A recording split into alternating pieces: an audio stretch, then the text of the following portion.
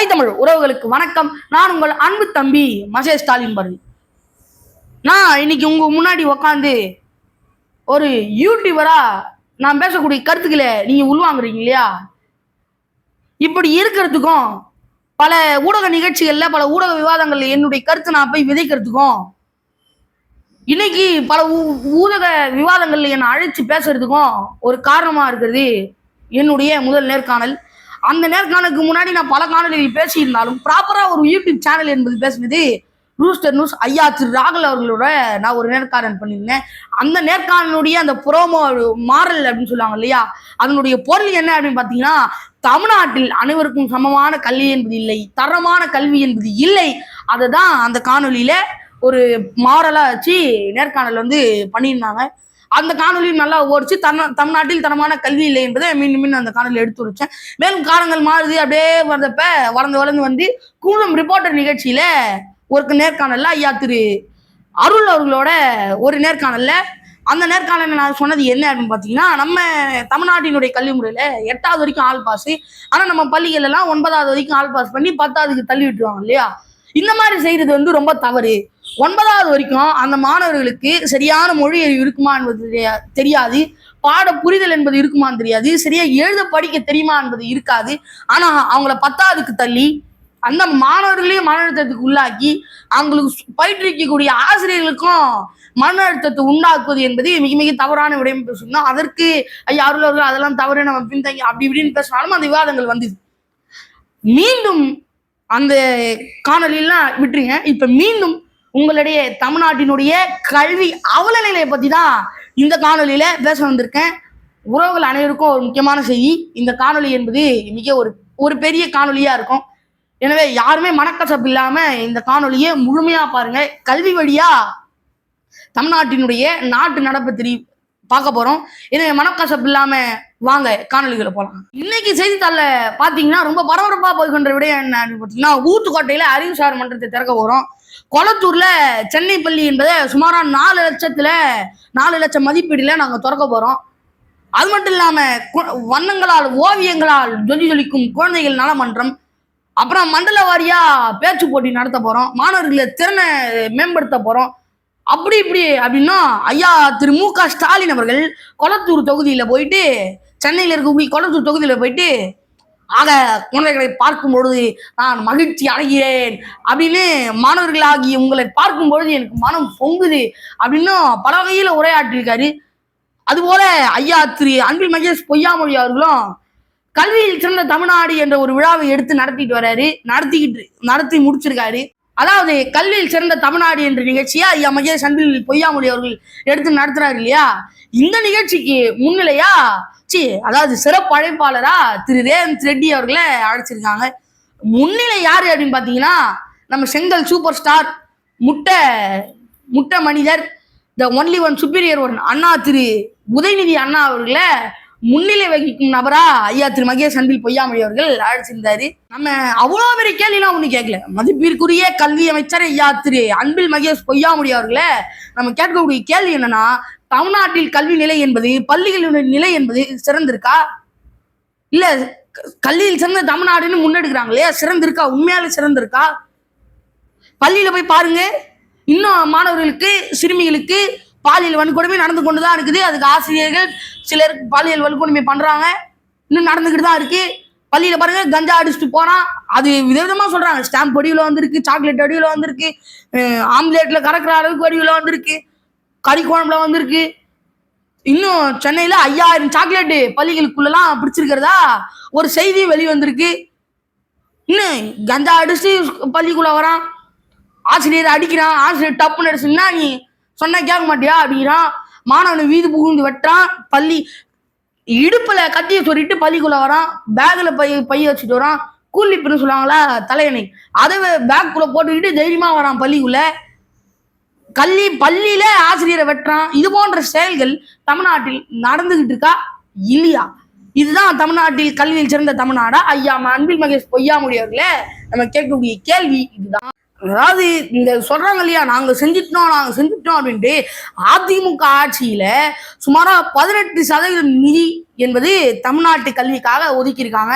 ஆனா திமுக ஆட்சியில வெறும் 13% அதுதான் ஒதுக்கப்பட்டிருக்கு. சுமாரா 22,254 கோடி குறைவாகுது. அப்ப யாரு கல்வி வளர்த்தாங்க, யாரு கல்வியில் சிறந்த தமிழ்நாடு என்ற விழாவை எடுக்கணுங்கிறத மக்களான நீங்க தான் உணரணும். தமிழ்நாட்டில் அதாவது ஒட்டுமொத்த இந்திய ஒன்றியத்துல ஒரு தரவரிசையில எடுத்திருக்காங்க இல்லையா, அப்படி எடுக்கும் பொழுது 27 இடங்கள்ல குறிப்பிட்ட மாநிலங்கள் இந்திய ஒன்றியத்துல இருக்கு. அப்படி சிறந்து கல்வியில அப்படி பார்க்கும் பொழுது தமிழ்நாடு அந்த தரவரிசையில 20வது இடத்துல தான் கல்வியில் சிறந்திருக்கு. மிச்சம் 19 பேர் முன்னாடி இருக்காங்க, அவங்களாம் கல்வியில சிறந்தில்ல. 20வது இடத்துல இருக்க இவங்க தான் கல்வியில சிறந்திருக்காங்க, நம்ம தான் சிறந்திருக்கோம்.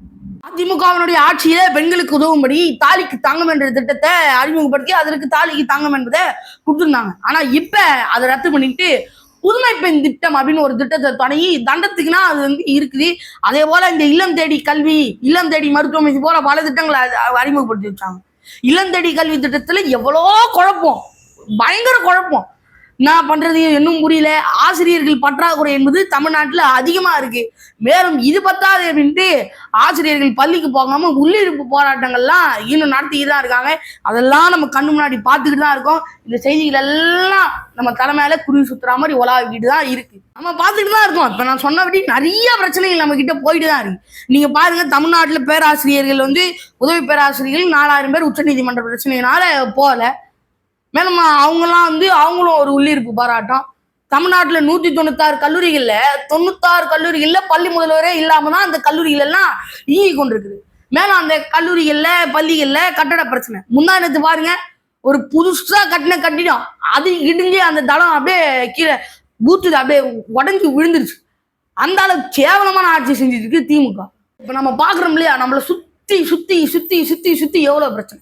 காலையில எங்க அப்பாயிடம் அவருடைய நண்பர் ஒருத்தர் சொல்றாரு, எங்க குழந்தைகளை 3 பசங்க இருக்காங்க, 3 பசங்களும் அரசு பள்ளியில சேர்க்கலான்னு இருக்கேன், தனியார்ல படிச்சுட்டு இருக்காங்க, பணம் ரொம்ப டைட்டு, நான் அரசு பள்ளிகள்ல தான் சேர்க்க போறேன் அப்படின்னு சொல்றாரு. அப்ப அரசு பள்ளிகள் குறைஞ்சிக்கிட்டே வருது, மூடிக்கிட்டே வராங்க. நம்ம தீக்கதிர் நாடு இதெல்லாம் இவ்வளவு அரசு பள்ளிகள் தமிழ்நாட்டுல மூடப்பட்டிருக்கு அப்படின்னு அதுல செய்தி வந்தது, செய்தித்தாள்ல வந்தது. அதை எடுத்து ஒரு காணொலியில பேசியிருக்கேன், நேர்காணல்ல பேசியிருக்கேன். வேலை இந்த இந்து தமிழ் திசையில வந்தது, அந்த செய்தியை எடுத்து நான் பேசியிருக்கேன், காணொலியில பேசியிருக்கேன், நேர்காணல்ல பேசியிருக்கேன்.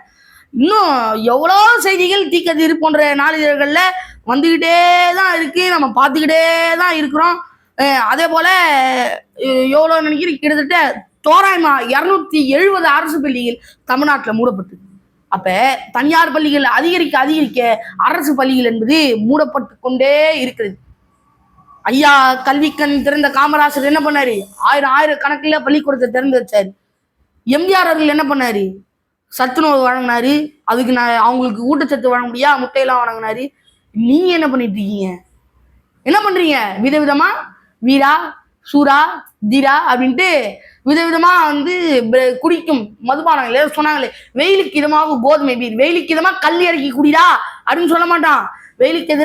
வெயிலுக்கு இதமாக கோதுமை பீர் இருந்துங்கள், உடல் நலத்திற்கு மிகவும் நல்லது அப்படின்னு. அப்புறம் நம்ம கல்விக்கண் திறந்த எம்ஜிஆர் சத்துணவு கொடுத்தாரு. நீங்க பண்றதெல்லாம் பார்த்தா சீமான் சொல்ற மாதிரி 6 மாடு மேய்க்கு தான் போகணும் போட்டிருக்கு. அவர் சொல்றது ஒரு நல்ல நோக்கம் இருக்கு, தமிழ்நாட்டினுடைய பொருளாதாரம் மலரும், அதனால விருப்பம் இருக்கவர்கள் 6 மாடு மேய்ங்க அப்படிங்கிறாங்க. நீங்க என்ன பண்றீங்க, தருதலையா போய் 6 மாடு மேய்டா அப்படின்னு நீங்க ஃபோர்ஸ் பண்ணி அனுப்புறீங்க வெளியே. பணம் இல்லாதவங்கள அரசு பள்ளியில படிக்கலாம் அப்படின்னு போனா அரசு பள்ளியை மூடி புதுசா கட்டின அரசு பள்ளி கூட இடிஞ்சு விடும், அங்க மாணவர்கள் செத்துப்போம். இது மூலமா தான் தமிழ்நாடு கல்வி வளர்ச்சியில அதிகரிச்சுக்கிட்டே போகுது. இது எல்லாமே தேர்தல்னு வந்துட்டா இவங்க விதவிதமா கட்டுக்கதைகள் விடுவாங்க, அக்கறை இருக்க மாதிரி நடிப்பாங்க. ஆனா ஒரு மண்ணும் கிடையாது என்பதுதான் நான் மீண்டும் மீண்டும் சொல்லக்கூடிய கருத்து. மக்கள் அனைவரும் இவங்க சொல்லக்கூடிய கருத்திலிருந்து எது நல்லது எது கெட்டது என்பதை நம்ம தான் பிரிச்சு பார்க்கணும். எது உண்மை எது பொய் என்பதை நம்ம மூளையில தீர அசைபோட்டு பார்க்கணும். அப்ப பாருங்க, தமிழ்நாட்டுக்குள்ள இவ்வளவு பிரச்சனைகள் என்பது ஓடிட்டு இருக்கு. நம்ம என்ன சொல்றோம், பள்ளித்தலம் அனைத்தும் கோயில் செய்வோம், பள்ளித்தலம் அனைத்தும் கோயில் செய்வோம் அப்படிங்கிற இவங்க என்ன பண்றாங்க, பள்ளித்தலம் அனைத்தும் சாராய கடை செய்வோம், பள்ளித்தலம் அனைத்தும் சாராய கடை செய்வோம், இது கலைஞர் தேசம் என்று தோல் கொட்டுவோம், இது கலைஞர் தேசம் என்று தோல் கொட்டுவோம், நாங்கள் தோல் கொட்டுவோம் அப்படின்னு பாட்டு பாடுத்து தெரியுது. நம்ம பெரியவங்க என்ன பண்ணாங்க, தமிழ் மூதாதைகள் என்ன பண்ணாங்க, பெரிய பெரிய பள்ளிகளை திறந்து வச்சாங்க, மதிய உணவு வழங்கினாங்க, இவ்வளவு விடயங்கள் பண்ணாங்க, இவ்வளவு சாதனை பண்ணாங்க, கல்வியில தமிழ்நாடு முன்னோக்கி கொண்டு போனாங்க. இவங்க தமிழ்நாட்டை பின்னோக்கி தான் கொண்டு போறாங்க. அரசு பள்ளிகள் இல்லை என்றால் தமிழ்நாட்டினுடைய கல்வி நிலைமை என்பது என்ன ஆகும், மண்ணோட மண்ணாதான் போகும். அதுக்குதான் திட்டம் போட்டு அனைத்தையும் செயல்படுத்திட்டு வராங்க. தேர்தல் ஜுரம் இவங்களுக்கு வந்துடுச்சு, அதனால அக்கறையா இருக்க மாதிரி நடிப்பாங்க. எனவே மக்களே சிந்தியுங்கள், செயல்படுத்துங்கள். அடுத்த காலில் மீண்டும் சந்திப்போம். நன்றி, வணக்கம்.